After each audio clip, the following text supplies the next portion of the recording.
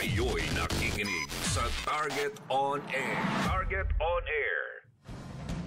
Eto, binanatan po ni dating Senadora Laila de Lima, si dating Pangulong Digong, matapos po siyang maabsuelto. Doon po sa natitirang drug case, kumbagay absuelto na si dating Senadora Laila de Lima at sa isang interview. Matapang po sinabi ni Laila de Lima, abay panahon na raw po para naman daw humanagot doon ho sa kanyang baluktot na pamamalakad ng war on illegal drugs. Sa tinuran po ni dating Senador Laila de Lima, abay mukhang panahon na para daw humanagot ang dating Pangulo. Kaya binigyan din mga kaibigan ni de Lima na handa daw ho siyang resbakan, kumbagay balikan si dating Pangulong Digong. Pero sa isang statement mga kaibigan, nabasa ho natin at sinagot po ni dating Presidential Legal Counsel Attorney Salvador Panelo, yung naging pahayag ho mga kaibigan ni dating Senadora Laila de Lima na mananagot si dating Pangulong Digong.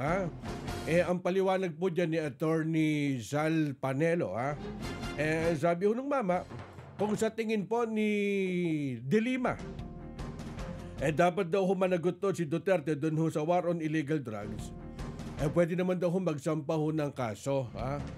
Sabi ho ni Attorney Sal Panelo, kung sa tingin po ni de Lima na dapat humanagot po si dating Pangulong Digong, abay pwede daw siya magsampa ho ng kaso. Si de Lima dun po sa tamang korte, magkakaalaman po yan, para ho dun sa kampo ho ni de Lima, mukhang panahon na para ho rumesba ka.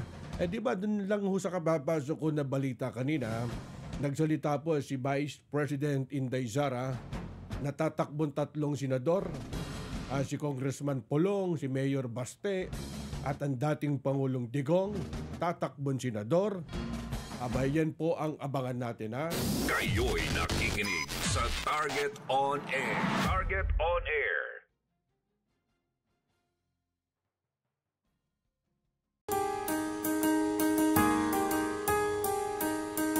Hindi umuurong sa pagtulong, kawang-gawa sa lahat sinusulong. PCSO, PCSO.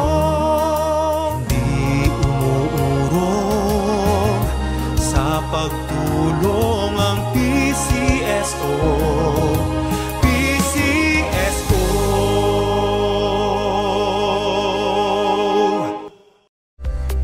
Panatilihing masaya ang paglilibang, magtakda na oras at limitahan ang gastos sa paglalaro.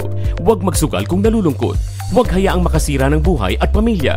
Para sa impormasyon ukol sa responsible gaming, tumawag lamang sa hotline number 02-8404-0171 o bisitahin ang www.casinofilipino.ph. Isang mensahe mula sa PAGCOR. Gambling is for 21 years old and above only. Keep it fun. Game responsibly.